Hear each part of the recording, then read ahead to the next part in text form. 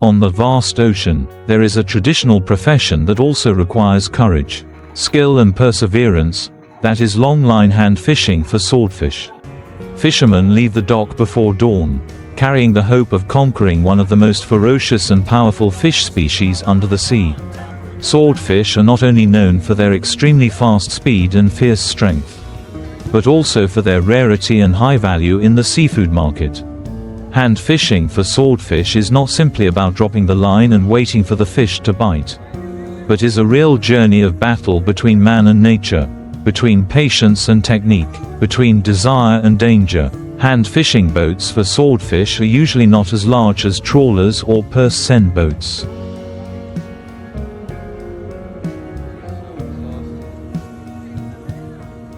but are equipped with extremely compact and optimal equipment for hand fishing. The boats usually carry only 2 to 4 people, each person in charge of a long fishing line, sometimes stretching up to a kilometer. Each line is attached with hundreds of hooks. The bait is carefully prepared, usually fresh squid, small fish or mackerel meat, hooked with a special technique so that when the swordfish rushes to bite the bait, it will be firmly stuck. Hand fishing requires the fisherman to constantly watch the line, feel every vibration, every small movement to know when the fish has bitten the bait, when it is just the strong current that makes the line vibrate.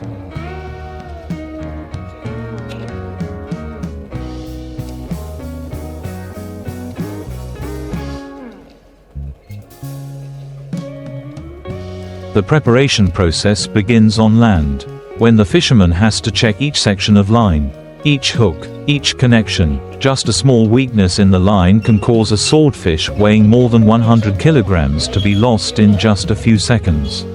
When the boat goes out to sea, they often look for deep water areas where the ocean currents are strong and there are many bait fish. This is the preferred habitat of swordfish. Night is the ideal time to drop the line because swordfish are active at night and are attracted to light. Some boats may add lights to attract fish, or use the bait running method, which is to slowly pull the fishing line to make the bait move realistically.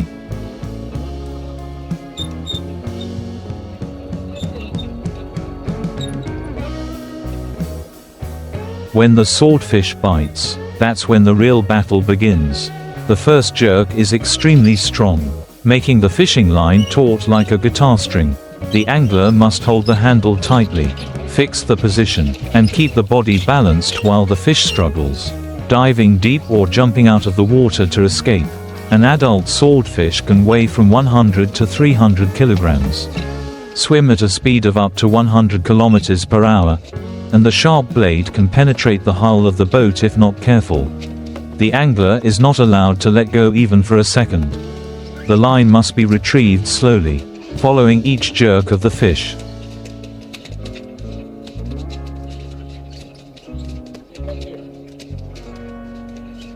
To avoid breaking the line or causing the fish to drown, the time it takes to pull a swordfish onto the boat can last from a few minutes to hours. Sometimes fishermen have to take turns holding the rope, wearing a fixed belt and using their bare hands to pull each section of rope. Blood oozes from their hands, mixing with the salty seawater, but in the fisherman's eyes, there is a high level of concentration and strong belief that the fish will be subdued. When the fish rises to the surface, it can still jump up and use the tip of its sword to attack. A slash from a swordfish can cause serious injury, even death. Therefore, fishermen must have precise hook pulling techniques, waiting for the right time to bring the fish to the deck.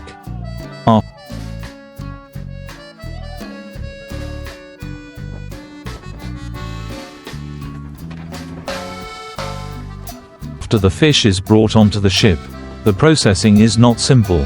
The fish must be killed quickly to avoid struggling and damaging the flesh. After that, the fish is gutted. The organs are removed and quickly cooled with ice or put in a freezer if the ship has the equipment.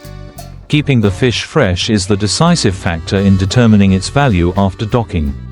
Beautiful swordfish with fresh, red, firm flesh, without tears or bruises, will be paid very high prices by traders, up to thousands of dollars for each fish. especially when exported to the Japanese market. Swordfish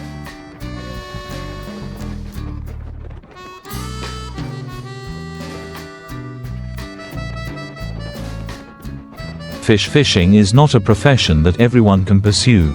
It requires endurance, good health, a strong mentality and keen observation skills. Each sea trip lasts from a few days to a few weeks, depending on the distance to the fishing spot and the weather.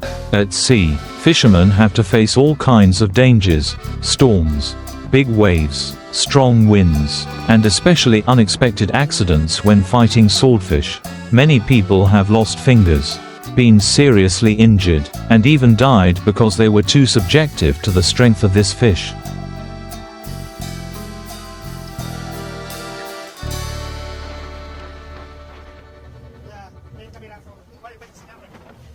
Besides the challenges, swordfish fishing also brings fishermen a lot of joy and pride. Catching a large swordfish is not only the result of skill but also an achievement, a symbol of courage and perseverance. At the ports, every time a ship docks with a large swordfish hanging on its side, the whole fishing village comes alive. Children run after it, adults gather to watch the fish, guess its weight, and tell stories. The story of the sea is like an epic. Hand-line fishing has also gradually improved. Some fishermen have started using pulley systems, power rods, and super strong ropes to increase efficiency and reduce human effort.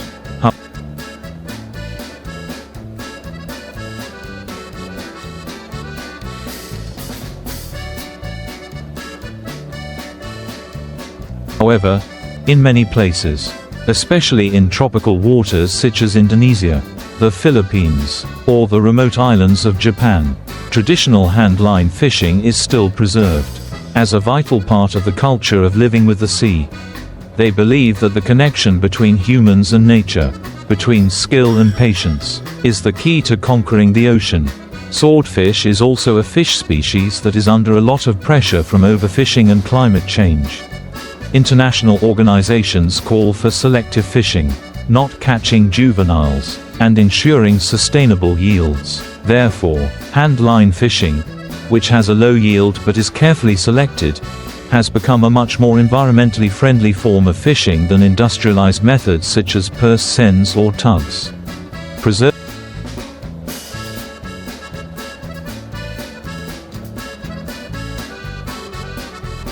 and developing the swordfish fishing profession is not only to protect a traditional livelihood but also to contribute to the conservation of marine resources.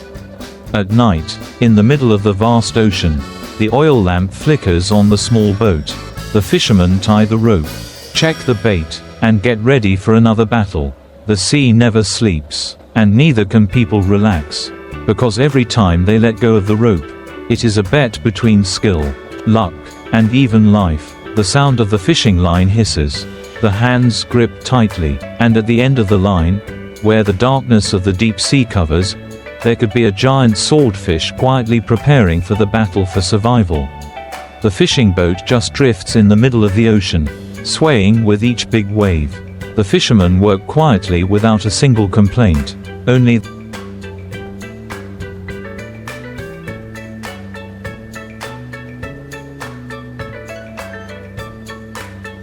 the sound of waves hitting the side of the boat, the steady sound of the engine, and the sound of the wind howling through the masts.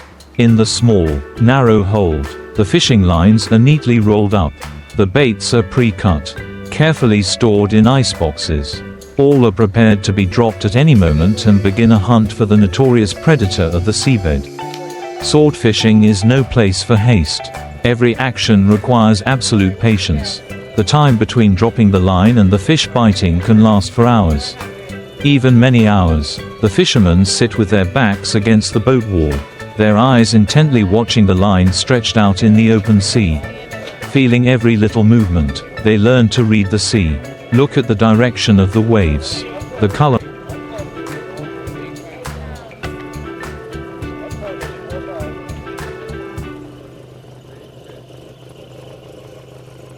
of the water, the white foam, know where the current is, where the bait fish are, and where the swordfish often pass. Swordfish usually hunt at night, using their high speed and the long sword in front of their mouths to pierce the school of bait fish. They can easily split the school with just a few strokes of the swordfish and then turn around to eat each injured fish. It is this aggressive hunting habit that makes the slightest movement of the bait fish can make the swordfish rush forward. But swordfish are not easy to trap. They often attack the bait and swim away without biting immediately. Therefore, the angler must be patient. Wait until the fish returns. Feel the strong tug through the hand and then start to reel in the line. There are times when the fish only attack but do not take the bait. The bait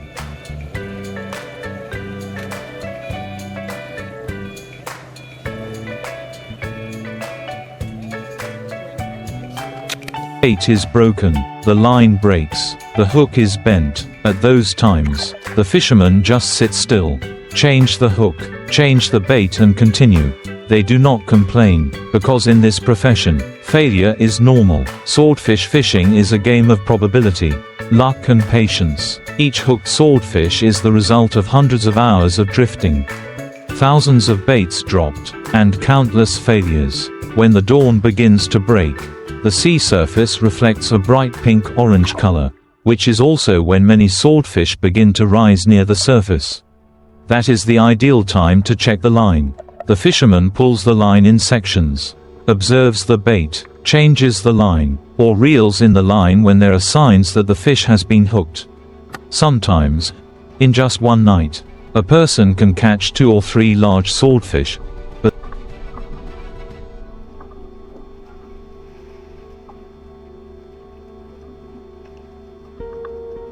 there are also trips that last a whole week and only catch a few. Long sea trips often take place far from shore, where the water is thousands of meters deep, and swordfish gather according to the intersection of hot and cold ocean currents. In the middle of the ocean, when a giant swordfish is hooked, the atmosphere on board becomes tense. Everyone is ready to support, preparing hooks, auxiliary lines and handling tools. The fish will struggle violently, darting back and forth in a desperate attempt to escape. Some fish will struggle so hard that they even pull the fisherman off his position, sometimes having to tie the line to his body or use a belt to tie it to the side of the boat to avoid being dragged along. The super strong fishing line is stretched, hissing every now and then, the sound of a battle of wits and strength between man and fish.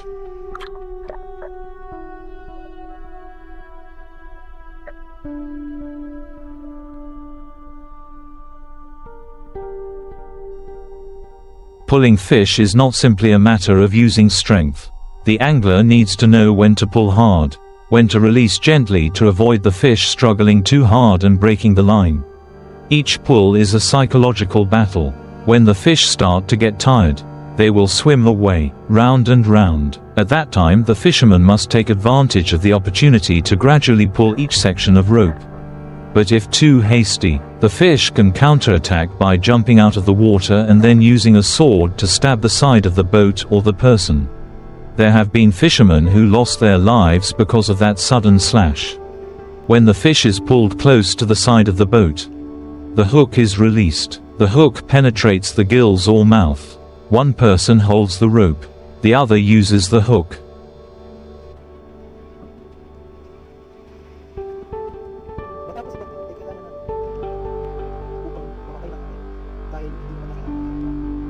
Sometimes even using a steel spear to control the fish. The fish's blood splashes, bright red on the deck. The sea water stains. At that time, no matter how familiar with the job, one still feels nervous, because this is the most dangerous stage. If careless, the fish can swing its tail and throw the rope, damaging the equipment or causing injury. After the fish is controlled, it is brought to the deck. The next steps are carried out very quickly. Killing the fish, draining the blood, cutting open the belly, removing the organs and washing it with seawater. If the ship has a freezer, the fish will be put into the cold room immediately to maintain the quality of the meat. If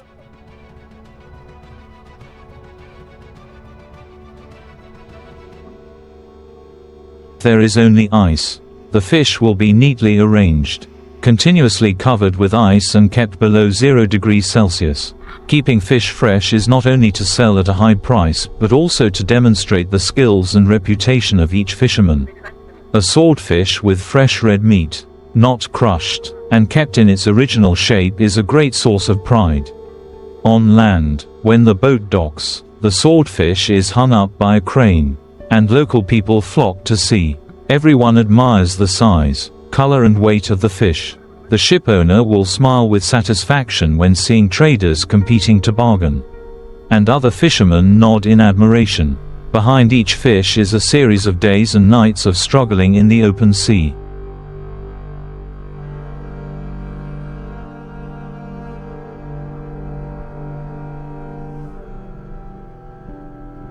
With sweat, blood, tears and courage. In many coastal areas, hand fishing for swordfish has become a tradition. From father to son, the techniques of holding the line, hooking bait, pulling fish, and handling injuries are all passed down through practical experience. Each veteran fisherman is a treasure trove of living knowledge. They know how to look at the sea to know whether to go out to sea today or not. Listen to the sound of fish splashing underwater to guess their size. And feel the tension of the line to know which direction the fish are swimming. However, in recent years, the swordfish resource has tended to decrease due to overfishing. The appearance of industrial purse seine boats, automatic fishing machines, and non-compliance with fishing grounds have made the number of mature fish increasingly smaller. Some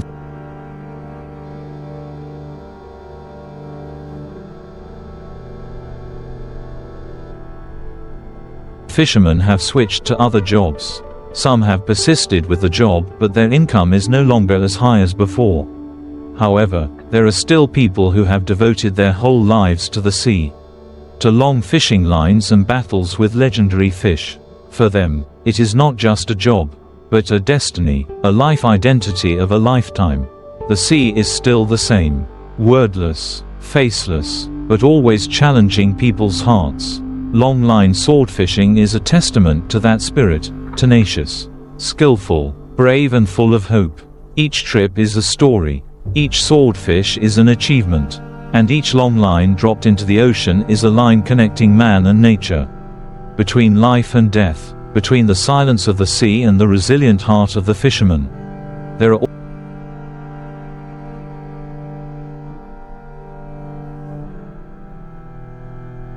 also days when the sea is calm as a sheet. The fishing boat drifts gently on the deep blue water. Not a single fish bites. The line just lies still for hours. The harsh sun shines down on the deck, burning the fishermen's skin, sweat pouring down their backs. But no one gives up. They still change the bait, still drop the line regularly according to the planned water distance, still patiently wait, because they understand that the fishing profession is like that. Sometimes there are big wins. Sometimes there are empty hands.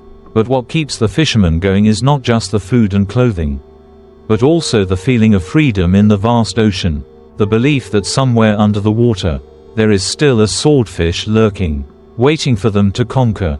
At night, the fishing lights are turned on, illuminating a dim area around the boat. The light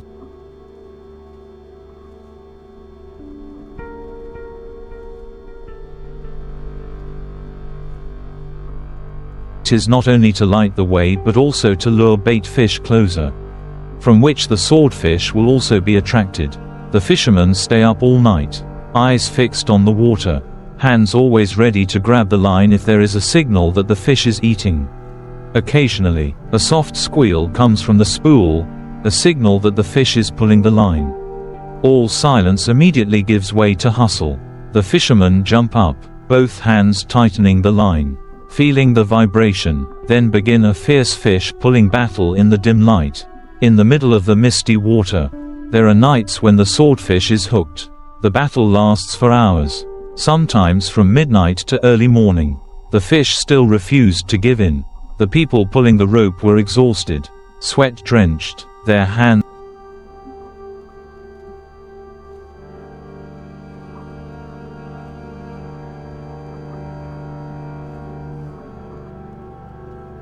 numb, but their eyes still shone brightly. They did not allow themselves to give up. The bigger the fish, the more resilient it became. It pulled the rope so tight that it hissed repeatedly, darting away, making the rope seem like it was about to snap. But the experienced fishermen knew how to adjust their strength. They let go gently when needed, pulled hard when the fish was weak, patiently like a skilled hunter.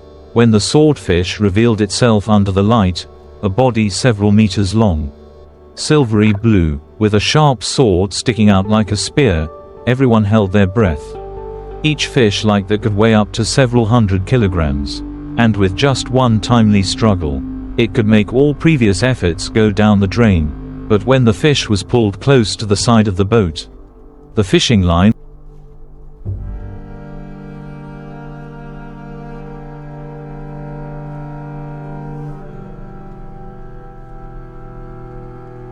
was carefully tied.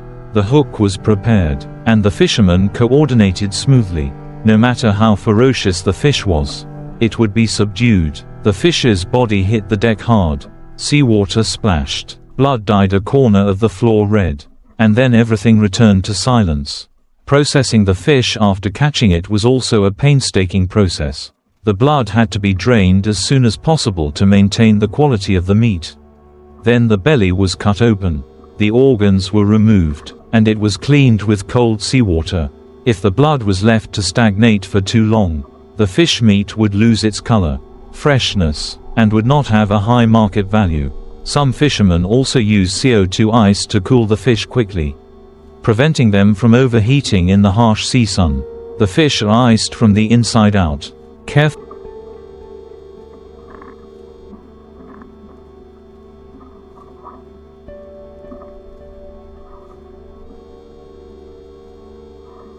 layered in the hold.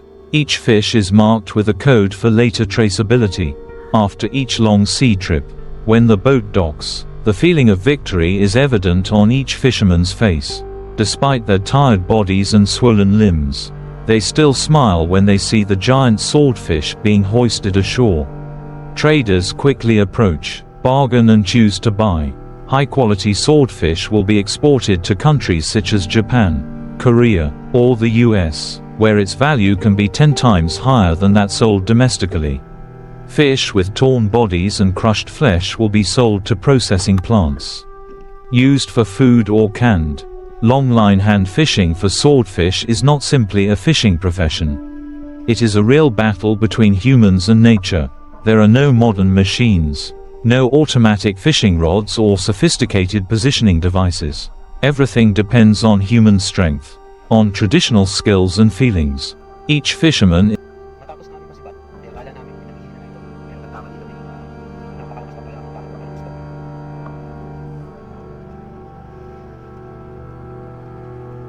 is a warrior. They fight with calloused hands, with sharp eyes, and with a heart that always longs to conquer the ocean. Perhaps that is why this profession, although hard and dangerous, still has many young people willing to learn, continuing the journey left by their ancestors.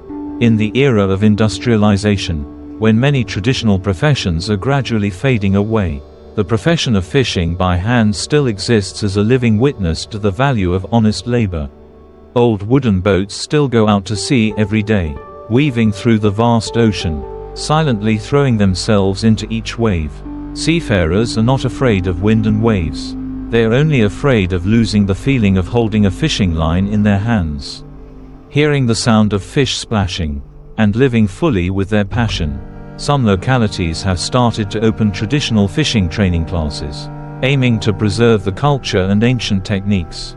The elders pass on every trick in choosing bait, holding the line, removing fish, recognizing the current and wind direction. They tell thrilling stories about swordfish as big as masts,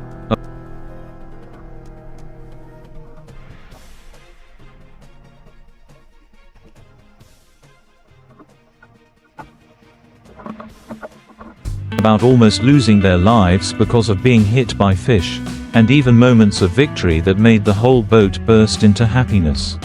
The classes have no blackboards or white chalk, only fishing lines, real fish, and lessons from vivid practice. In some countries such as Japan or Hawaii, hand fishing for swordfish is also considered a part of the sea culture. People hold festivals to honor fishermen, organize fishing competitions between teams to find the best. Swordfish weighing hundreds of kilograms are displayed in events, not only as a catch but also as a symbol of strength and perseverance. The winners not only receive prizes but are also respected in the community as heroes at sea. The world is changing, but there are values that will remain the same, like the way fishermen stand in the middle of the ocean, holding tightly to a long fishing line, waiting for a strong tug from the most powerful fish in the ocean. It is a place where people no longer confront each other, but together fight against nature, to make a living, to conquer and to affirm their existence.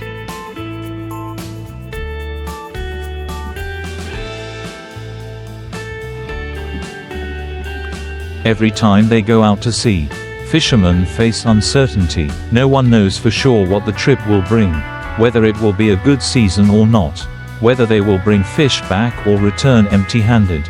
But they still go, time and time again, because it is their flesh and blood, their reason for living. Under the moonlight, the boats drift silently away from shore, the waves lapping against the sides, each silhouette disappearing behind the horizon. They carry fishing lines, bait, ice and hope. Each line dropped into the water is a prayer to the sea, hoping that swordfish will come, be hooked, and become a worthy reward for their efforts. In sea areas such as Hawaii, Japan, Indonesia or even the Caribbean, fishermen have different customs, but the common point is still using their hands.